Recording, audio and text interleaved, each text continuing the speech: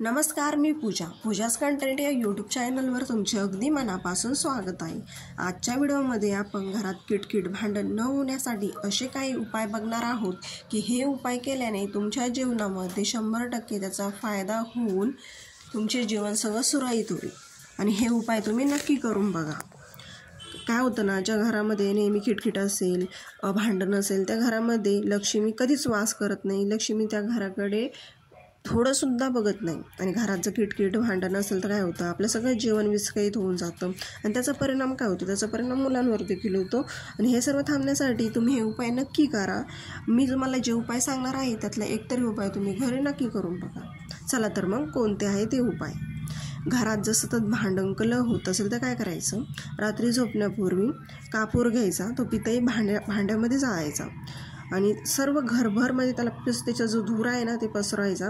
यामुळे काय होईल, घरात शांतता निर्माण होईल आणि घरातलं जे वातावरण एकदम शांततेचे होऊन जाईल, भांडण कलह सगळे दूर होईल। दुसरा उपाय म्हणजे जर नवरा बायको यांच्यामध्ये जर भांडण होत असेल तर काय करायचं, उशीखाली जो असतो ना तो उशीखाली कापूर ठेवायचा आणि तो कापूर सकाळी जाळायचा आणि जाळून त्याची जी राख असेल ती वाहत्या पाण्यामध्ये तुम्ही वाहू शकता। यामुळे देखील काय होतं, तर भांडण खूप कमी होतं। तिसरा उपाय म्हणजे आपली जी बेडरूम असते तिची जी दिशा देखील खूप महत्त्वाची मानली जाते। ह्याच दिशेमुळे आपल्याला एक वळण आपल्या जीवनाला मिळत असतं। त्यामुळे ही जी दिशा असते ना ती बेडरूमची ती नैऋत्य दिशेच असली पाहिजे। यामुळे काय होईल, तर भांडण कलह सगळे कमी होऊन जातील। नंबर 4, आपल्या घरात जर कायम किटकिट भांडण होत असेल तर काय करायचं, आंघोळीच्या पाण्यामध्ये चिमूटभर केसर घालून आंघोळ करायची आणि कपाळाला देखील केसराचा टिळा लावायचा आणि केसराचे दूध जर प्यायलं ना तर ते सुद्धा खूप त्याने देखील तुमच्या घरात भांडण वगैरे कमी होतील। नंबर 5 म्हणजे घरात जर कलह शांततेचे वातावरण हवे असेल तर घरमालकाने काय करायचं, पिंपळाच्या झाडाची सेवा करायची। घरासमोर एखादं झाड लावायचं, त्याचं पालनपोषण करायचं। तसंच थोडं पाणी घ्यायचं, त्या पाण्यामध्ये हळद मिसळायची आणि हे जे पाणी असतं ना, आपण जिथे इजा करतो तो मुख्य दरवाजावर शिंपडायचं। याने काय होईल, तुमच्या घरामध्ये जी नकारात्मक शक्ती असेल ती बाहेर जाऊन घरामध्ये शांतता सामंजस्याचे वातावरण निर्माण होईल।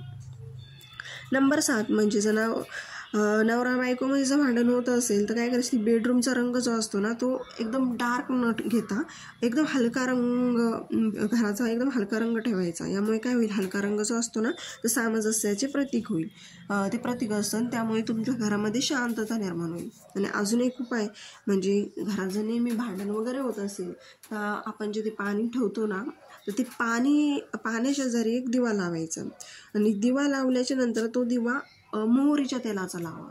मोहरीच्या तेलाने दिवा लावून जी वात असते ना ती वात खालच्या बाजूस करून ठेवा। यामुळे देखील तुमच्या घरातील भांडण वगैरे खूप कमी होऊन तुमच्या घरामध्ये एक पॉझिटिव्ह एनर्जी येईल आणि तुमच्या घरामध्ये एकदम शांततेचे वातावरण राहील आणि तुमचे जे भांडण होत असेल ते तुम्हाला खूप कमी झालेले जाणवेल।